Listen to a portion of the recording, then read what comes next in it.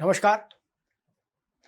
ममता बनर्जी के पार्टी की लोकसभा की सदस्या और ममता जी की बहुत करीबी महुआ मोइत्रा, आपने उनको अक्सर बड़ी बड़ी बातें करते देखा होगा, कुर्बानी की बातें करते हुए देखा होगा, बलिदान की बातें करते हुए देखा होगा, बहादुरी की बातें करते हुए देखा होगा।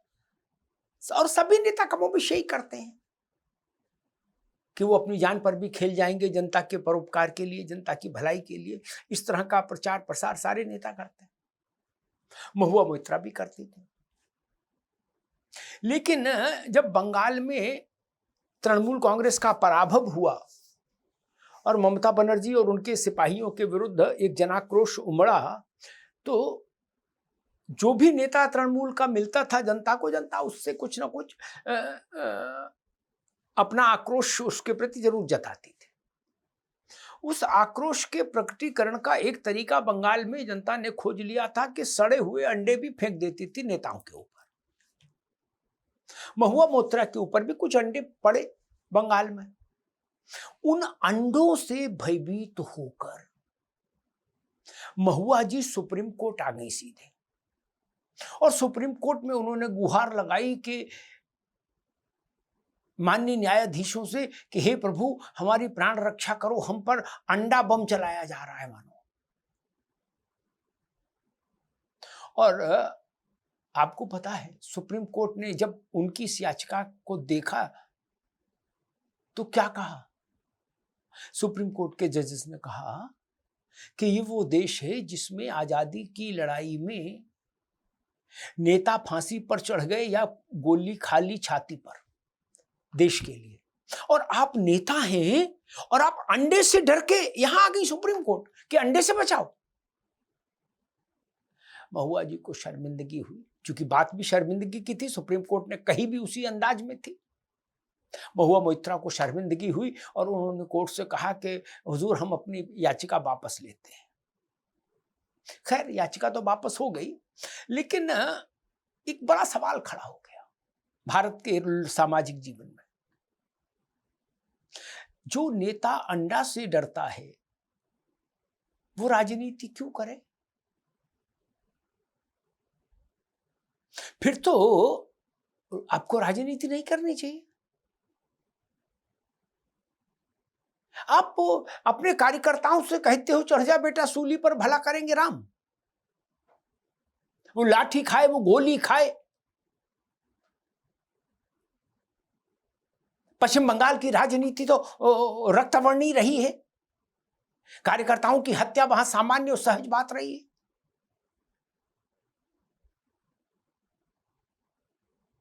और दशकों से वो परंपरा चली आ रही है। ये तो पहला चुनाव ऐसा हुआ इस बार विधानसभा का जिसमें वहां हत्याएं नहीं हुई, अन्यथा दर्जनों हत्याएं होती थी। और सामान्य दिनों में भी वहां राजनीतिक हत्याएं सहज है पश्चिम बंगाल के राजनीतिक चरित्र में। फिर उसी बंगाल से आई महुआ मोइत्रा, वो अपने को एक अभिजात वर्ग का प्रतिनिधि क्यों मानती हैं? वो तो बंगाल की रीति नीति से परिचित है ना, फिर उनको अंडे से डर क्यों? वो वही मानसिकता है कि मरे तो कार्यकर्ता में मरे और मलाई हो तो मैं खाऊं। मरना हो तो कार्यकर्ता का सिर आगे हो और कुछ मिष्टान आना हो, मलाई खानी हो तो मेरे पास आए। ये चरित्र हो गया है राजनीतिक लोगों का, राजनेताओं का। कार्यकर्ताओं को समझना चाहिए, सोचना चाहिए कि वो किसको नेता माने और किसको नेता मानने से इनकार करें। जो लोग इतने डरपोक, इतनी सुविधा भोगी, इतने विशिष्टता के अहंकार में डूबे हैं, वो उन लोगों को नेता क्यों स्वीकार किया जाए? जो केवल इंद्र की सभा जैसा जीवन चाहते हैं अपने लिए और नेता भी कहलाना चाहते हैं, उनको प्रणाम कर लीजिए दूर से, वही अच्छा है जनता के लिए और कार्यकर्ताओं के लिए।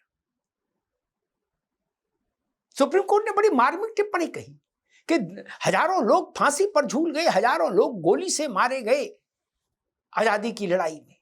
और उसके बाद भी तमाम आंदोलनों का इतिहास है, केवल आजादी की लड़ाई नहीं। 77 का इमरजेंसी का प्रसंग देख लीजिए, जून 75 से 77 के बीच का देश के तमाम आंदोलनों का प्रसंग देख लीजिए।